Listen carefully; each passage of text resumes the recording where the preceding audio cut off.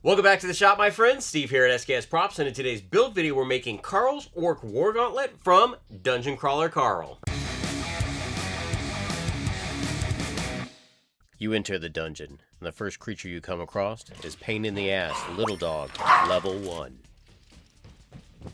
Safe room, hell yeah. Little bastard. Alright, let's check the inventory. Platinum Prop Maker Loot Box, sweet. What the hell is this? I mean, it helps with my carpal tunnel, but I don't know how it's going to help me here in the dungeon. Oh, hell yeah. So if you have not checked out the pop culture sensation that is Dungeon Crawler Carl, I highly recommend it. Especially if you're into stories about like D&D and fantasy, comedy, horror, snarky cats, this is the book series for you. And I've slowly been going through them. And about midway through book 1, I realized I had to make something from this. Now recently at San Diego Comic-Con, they unveiled the new Carl action figure and they had official art on the box, and I thought the gauntlet on that official art looked absolutely awesome, and I knew I had to make that. Now luckily for me, my buddy Jason over at Heroes Physiques is going as Carl for DragonCon. So while I've been working on other projects, I've been modeling and printing and finishing this off for him to wear down at the convention.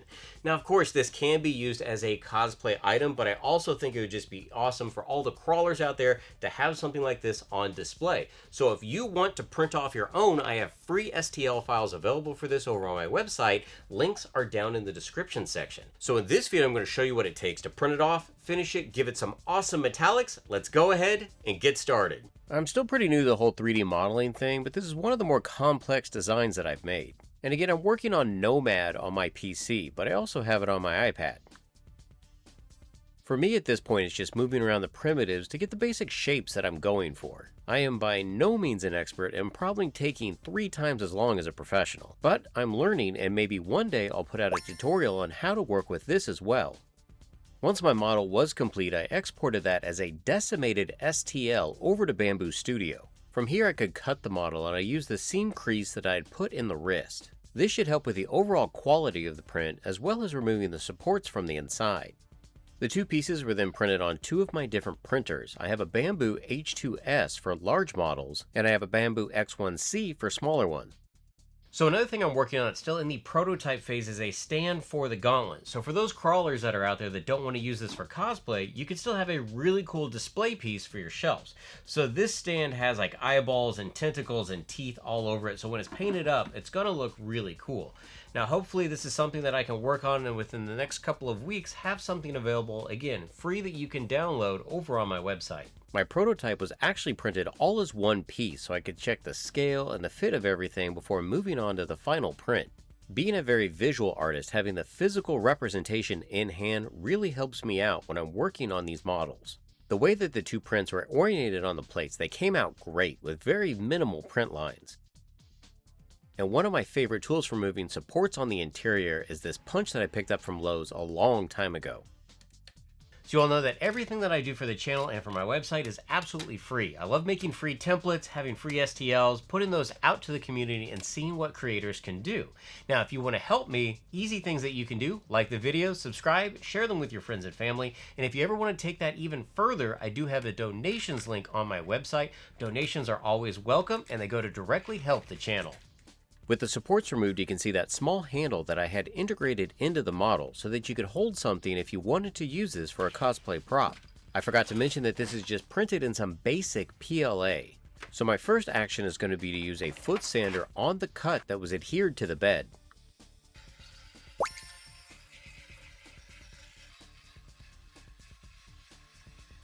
From here I could switch over to a couple different types of sheet sandpaper to knock that grain down. When sanding like this, I want to keep the model as flat to the table as possible. That way when I glue the 2 pieces together, I have less variation overall, and they should line up pretty good. I make sure to use a damp paper towel to wipe off any excess debris before gluing. Then I'll add a little bit of my trusted Bob Smith super glue. This is the medium gel format. Here I'm being very careful to line it up because that super glue will set almost instantaneously. But luckily when it comes to these types of softer plastic prints, you could always go back and sand it flush.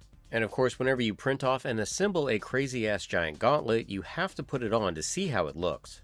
To work on parts of the model where I need to be a little more aggressive, I break out my needle file set. These are perfect for detail work on miniatures and 3D printing, and they're really cheap online. The needle file can be a little rough, so I'm going to help smooth it out a little bit with some 180 on a sanding stick. Because this is just PLA and it has a low melt point, one trick that I like to use is my spatula on my heat tool. This will allow me to go in and physically melt that seam together. But the other thing that's great is any parts that have more obvious print lines, the heat tool works really great by quickly smoothing these sections out. And don't worry if it's not super smooth at this point, this is just a first initial step. This just allows me to knock the stepping down a little bit before adding some filler primers and wet sanding later on. Now one thing I'll say is that my spikes are pretty sharp, and to make this more cosplay friendly, I'm going to knock them down. First by cutting off the tips with some leather shears, and then by rounding over the ends with various types of sandpaper. Here are all the individual spikes that go around the gauntlet, and I made them in two different sizes. Just like the cut in the gauntlet, I want to smooth out that bottom base that was adhered to the bed. And I can start using that same sandpaper to go over any of the shiny PLA where I'd use the heat tool.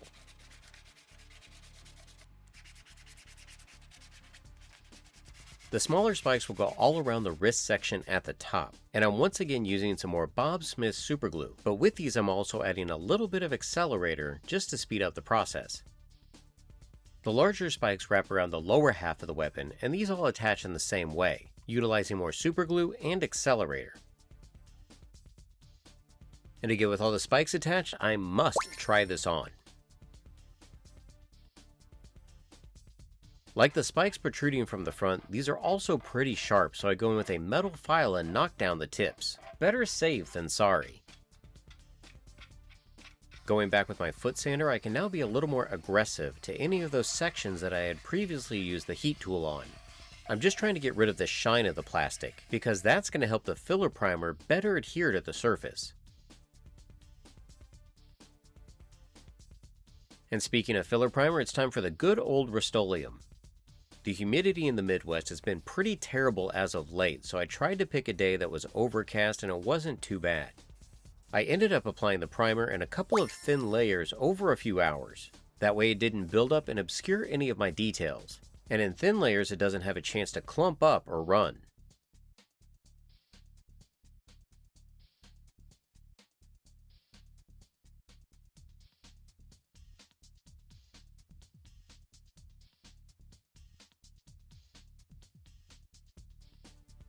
After the Rust-Oleum filler primer had been allowed to dry and cure, I could then cover that with some Krylon red oxide primer. This red oxide does add an additional layer, but it also allows me to see how far I've sanded down into the surface.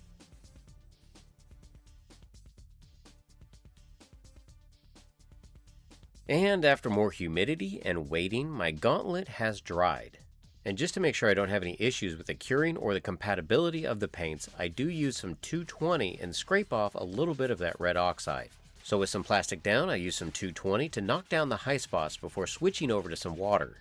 I kinda like wet sanding or sanding with water regardless because it cuts down on the debris and the amount of dust in the air. Plus the water really helps detach some of that filler primer from the grains in the sandpaper. So you can sand for longer and it doesn't gum up near as fast. Just to make sure that the backing on your sandpaper is designed for water, otherwise you're going to have a bad time. Since I'm going for metallics, I'm switching over to some 1200, and this is going to allow me to get the surface really smooth. If I was working on a project that was a little more organic, I wouldn't care as much, but I figure the multiple metallic steps I'm going to do to make this thing shine, print lines are definitely going to show up otherwise. So, even though this is the most boring part of it, I put on an audiobook, I sit back, and I sand for a couple of hours, and I just zone out.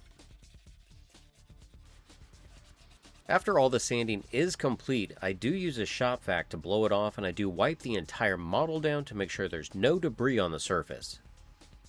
And that's because it's time for our first layer of metallics, where I'm going to be using some Rust-Oleum Gunmetal Gray. The thing I like about this particular metallic is it's not too reflective, it kind of has a satiny look to it. And that helps when it comes to allowing acrylic washes to stick. Glossy metallics always have a problem with that. To allow additional layers to stick better, I'm going to be using some Liquitex Mars Black. This pigment is heavily diluted with some water and then applied to the surface using a 1-inch mop brush. After I apply the paint to a decent amount of the surface, then I use a damp paper towel to remove a lot of the excess paint and water. This is going to leave a film of acrylics across the entire surface, but it's also going to allow the paint to get down into those nooks and crannies, so any place that I don't or can't address later on will be taken care of. To get my next layer of shine here, I'm going to be applying some graphite powder. And I used to use shop towels, but I've kind of switched over to using cut-up t-shirts instead. I feel that they're a little more porous, so they grab onto the graphite a little bit better, and I think they buff better as well. The graphite is embedded into the cloth, and then I rub that onto the surface in a circular motion. And because I didn't use a really glossy metallic and I've got those acrylics on top, the graphite powder sticks really well. This process is very messy and it does take a while, but the results you can get are pretty darn cool. And I didn't mention it, but definitely put paper down and wear a respirator. Before I seal all this, I'm going to go back and use more of that Liquitex Mars Black, and I'm going to paint the leather glove in the gauntlet.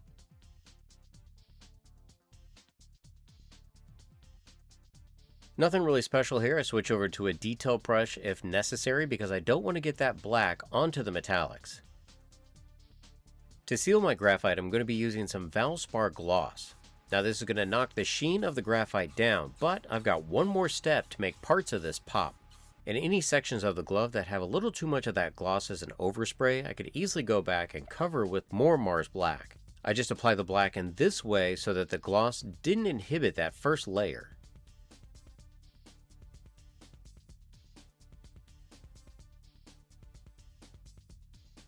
As a final highlight to the metallics, I'm going to be using some Duralumin Tough. This is put out by my friends at the Digital Armory or TDA Maker Supply over on Instagram.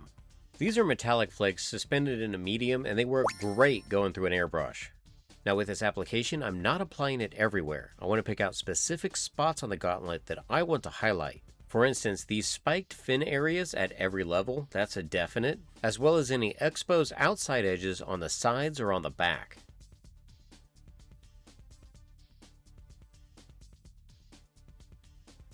And of course, I've got to make those knuckles pop. What I'm trying to address here are highlights that may have more exposure to the elements or to battle, even though I know this is a magical gauntlet that disappears when he opens his fist. It's all about the visuals. This was a really fun project to work on. I think a lot of it has to do with the fact that I choose projects that I'm very much invested in.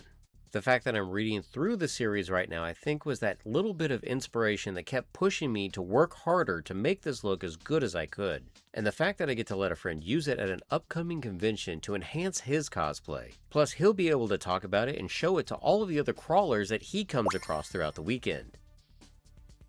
And for all those other crawlers that won't necessarily be cosplaying with it, but they want a really cool display to go on their shelf next to all of their books and their other memorabilia. Feel free to tag me online at SKS Props on Twitter and Instagram because I love seeing that kind of stuff and I just might feature you on a Maker Monday.